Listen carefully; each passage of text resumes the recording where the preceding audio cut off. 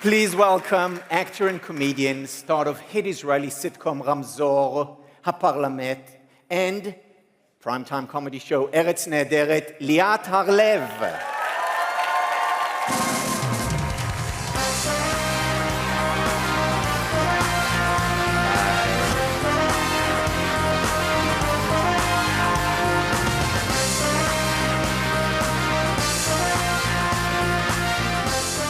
And actor and comedian, star of Friends in films such as True Romance, Mighty Aphrodite, and Copland, Michael Rapaport.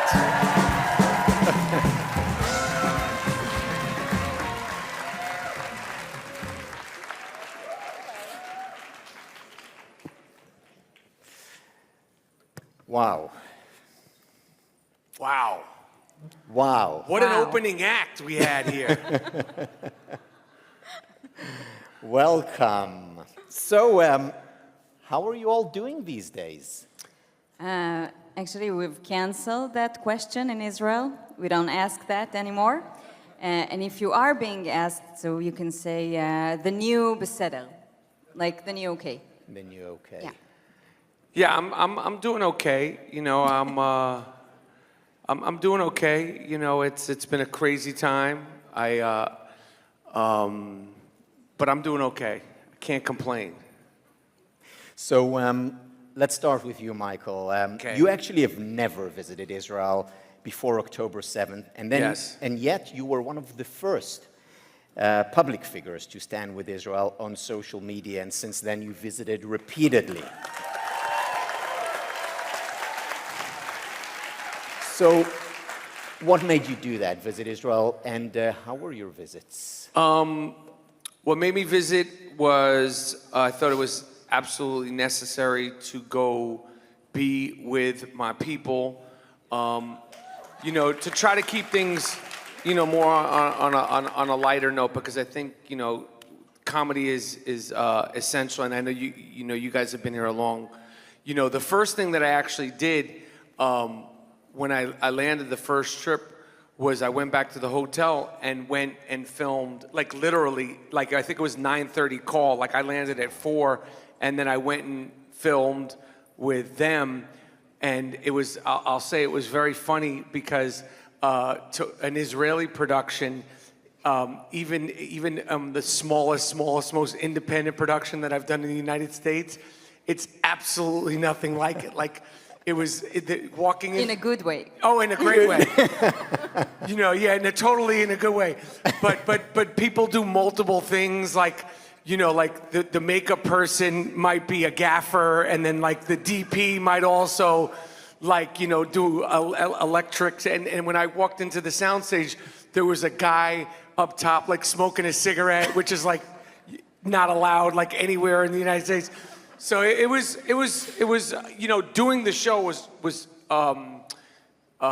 great, a great experience, and I had been seeing the skits before I got there, so I was, you know, happy to be a part of it, and happy to try to give a glimmer of laughs and fun, because I think it is absolutely mandatory, even in our darkest of times. We were so happy to have you around. And that's called solidarity, when the makeup artist has the other. That's called solidarity? Yes. I call it no unions, but solidarity, no unions is, listen, it's just a language thing. Solidarity, no unions. Probably, yeah. Yeah, lost in translation. So you're in Israel and then you come back here. What's the reaction here of your friends in Hollywood, the general public? You know, I get asked that a lot. I mean, the general public, my general public has shrunk, and you know, I really will say that the only opinions that are important to me are Jews and Zionists. I really don't care about. I honestly mean that from the bottom of my heart, and I encourage other people to not give a shit about any other opinions at this point. So You know, and as far as Hollywood, I haven't had, you know, except for the ones that have been supportive, the ones that have been not supportive, I haven't seen them or crossed paths with any of them, just coincidentally. And, you know, it's going to be what it's going to be. I hope they're intimidated by it. I hope that they feel uncomfortable by it, because I don't think that we as Jews and Israelis and as Zionists and you know, people on the right side of things need to shrink ourselves, make ourselves smaller, or accept you know, bargain basement prices. We don't need to accept that. So if they have a problem with it, I'm easy to find.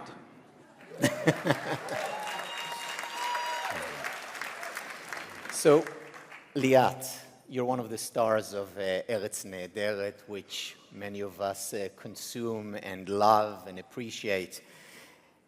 And yet there is a question here. So after October 7th, in the middle of the war, you decided to continue. How? Why?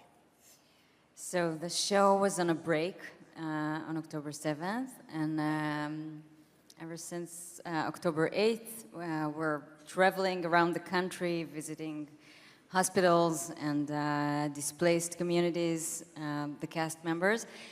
And about a week or 10 days after, Muli Segev, the showrunner of Eretz Nehederet, is calling me and is telling me that he wants us to be on air. And he said, do you have any ideas for sketches? And I said, yes, I have a very good idea. Let's not do it ever again.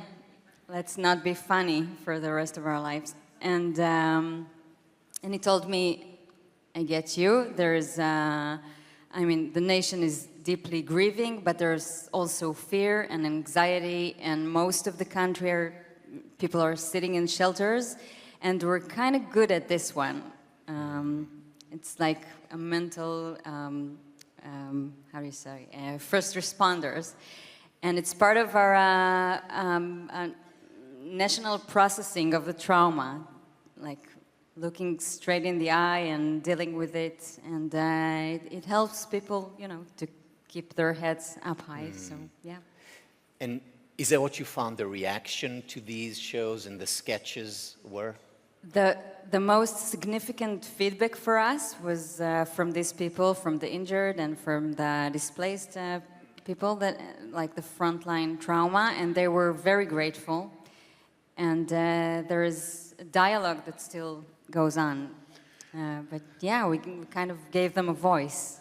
And we also had to answer the world because we understood it's bigger than us. And it's kind of a reminder for those who think it's none of their business that it is.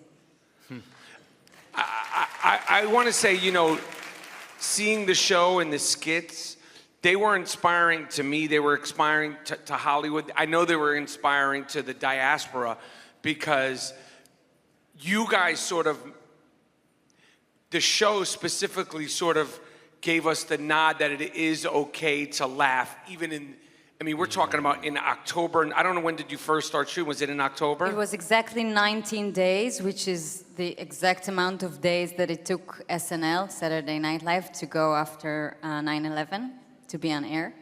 Right. Wow. But Probably, you gave us the green light to laugh, yeah, and to try to be funny. Sincerely, those skits were like, you know, and I didn't know the show, but we were like, what is this shit? You know, like, and then, you know, but it was, you know, because you're like, well, you know, if you guys are able to laugh, then okay, then we're able to laugh with you. And, you know, and find even the most darkest of the dark humor in the truly darkest of the dark times. yeah. It's kind of, I think, like the old Jewish medicine for everything, and yeah, it helps. Yeah, so, you know, I sent these skits, the English ones, to my friends, Jewish and non-Jewish friends here. Do you actually think that comedy can change people's perspective, can change their minds? I think comedy has like a hidden door for the conversation, for the dialogue, and it surprises you, and so sometimes it's more efficient, it's more effective than like the best article about the conflict of the Middle East. Yeah, you wanted to say something? No, I think so too. I mean, changing people's opinions, it can certainly, you know, that context, both of the skits that I was able to do, that context is Elise. She ain't here, right? Stefanik, Elise, they're like, they left 2 hours, they left with Trump, Elise. But, you know, she was the, you know, the context, you know, person, and Saturday Night Live had blown it. That's right. The week before. But, you know, that context skit, and then the Oscar one, and it was just the ones that I did. I mean, they were inspired a lot of conversations, and just it wasn't even so much. It was just a voice. It was like it was just a funny way to poke fun at, especially the context one and the Academy Awards one, because this is like a no harm, no foul thing. It was able to poke fun at the most absurd. Especially the context. It's like, they were like, what's the context of anti-Semitism? Like, what the fuck are you talking about? Like, there needs to be context. Like, you need minutia and anti-Semitism. It is what it is, period. Yes. Yeah. I'm just cursing because it's late, so. I know this is a hardcore crowd.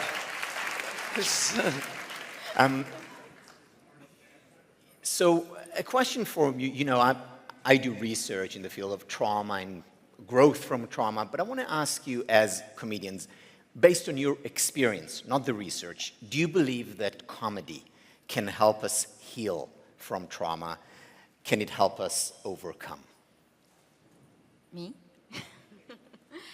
I think it's the beginning of something. I mean,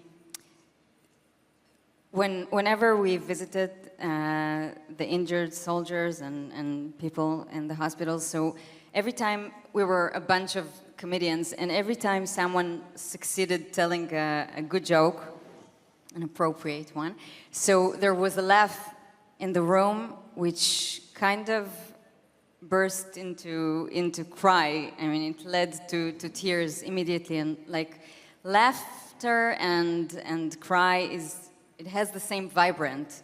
It opens your breath, and yeah, I think it's the beginning of a feeling and of processing. As yeah, I agree, and you know, I spoke to Ronan Nutra, whose son Omir, and he said to me earlier, he said, that thing you did on the other day with the beep beep. He said it even made me laugh, and you know how proud I was just to hear him say that it made him laugh, just for a blink, you know, like just for a blink. So 100%. I remember after 9/11, you know, I can't remember if it was 2 weeks. I think it was 2 weeks, or it was close to 2 weeks. I mean, it was so sad and scary and confusing. And I think after it was a Saturday, I decided to put on an Eddie Murphy stand-up thing, and I had to laugh. I was like, this will make me laugh. This will at least make me chuckle. And I think it is medicine, and it is healing. And even if it's for a moment, you know, it's a physical reaction, and I think it's necessary. And like I said, the skits that they were doing on the campuses and all that stuff they were like, okay, you know, like giving you like the green light to breathe. Yeah, you know, I think of the metaphor of a single candle lighting up an entire dark room. So, you know, one smile or laughter can have a lot of impact on an otherwise harsh reality. When we visited, I'll just say that, when we visited Kibbutz Be'eri, so right after the show was on air again, so they told us, thank you for helping us remember to laugh again. And it was like really moving, yeah. So moving. Okay, so as an Israeli American, Yeah. I've got to ask this. What's the difference between American and Israeli humor? So, I guess Israeli humor is younger. It's a what? It's Younger. Younger. Younger, I mean, okay. So we have a little more like chutzpah. It's blunt. I mean, the sticks are higher in Israel, so we have, I mean, the reality is more rush. We didn't necessarily get the memo about PC, but not Michael. But you remember how fun it used to be, like before we knew what we know today. So travel back in time with us. Yeah. I think that we're getting better in this one. Getting better at being PC. Yeah. Oh, don't get better. Baby steps. Take it from us. Trust me, you'll regret it. You'll want, because once you go, you can't go back. There's no backsies in PC. I would say, from what I know, and it isn't, I'm not an expert on Israeli humor. I think it is. They go for it. It's dark. I think great American humor is still. Not even great. I think American humor is certainly dark too, but I think that the stakes are certainly, especially now more than ever. I mean, they're as high as they could be. Yeah.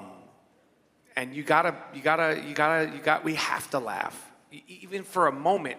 I mean, now you have to. If you could find a moment to laugh or enjoy the mundane. Because every time we pick up our phone, you don't know what the fuck is on the other side of it. So if you're able to breathe for a second, you have to, you must. And I sometimes feel guilty about, being enjoying. You must give yourself time to breathe, because we're in it, unfortunately. And also regarding satire and Eretz Nehederet, I'll just say that I understood that we're trying to make a laugh, not because everything is okay, but because basically everything is not okay, and that's the reason. Yeah. Well, thank you, Liat and Michael. Thank you. For your courage, for your brilliance. I just want to say that I took my laminate off because Liat was the only person in here that didn't have one. I don't know, because you're so famous. Because I took mine off. I'm being funny now, because I was like, well, if Liat's not going to wear one, no fuck, I'm going to take mine off too. It didn't match I've been my. frisked and searched and touched by the Secret Service and all that shit. Liat's just wandering around, smoking cigarettes and everything. Hey, just one. I'm just teasing. Well, thank you both. Thank you. You're Thank you so great. much. And thank you guys for sticking around. Thank you for staying. And thank you all. And we're going to end in song, Liat. Go ahead. No, I'm just kidding. You start. Thank you. I didn't mind. No.